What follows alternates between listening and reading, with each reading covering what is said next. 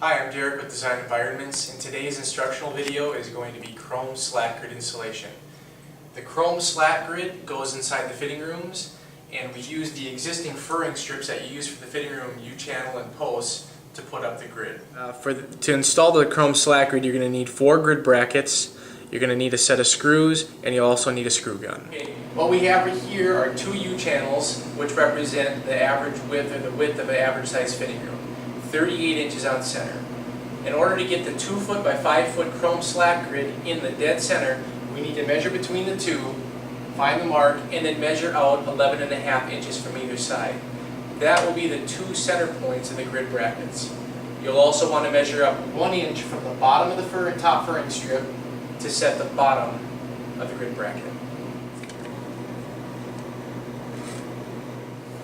Now that we've identified the center of the fitting room, I've gone ahead and measured out 11.5 inches on either side, and I've made a mark. I also measured up 1 inch from the bottom of the top furring strip and made a mark. The next step is to put in the grid bracket. There are 4 holes on the grid bracket, but we're only going to utilize the bottom 3.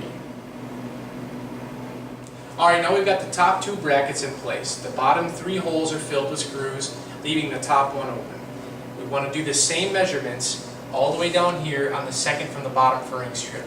Again, find the dead center, measure out 11.5 inches to either side, and measure up 1 inch from the bottom of this furring strip.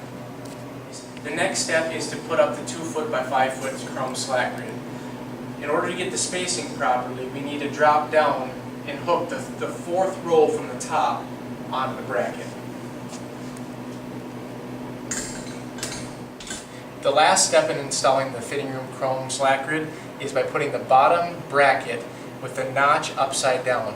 This will hold the slat grid in place. If you install it right side up, it can be taken and moved up and pulled off the wall. If you install it upside down, it'll lock it in place. So we go right in between the grid brackets.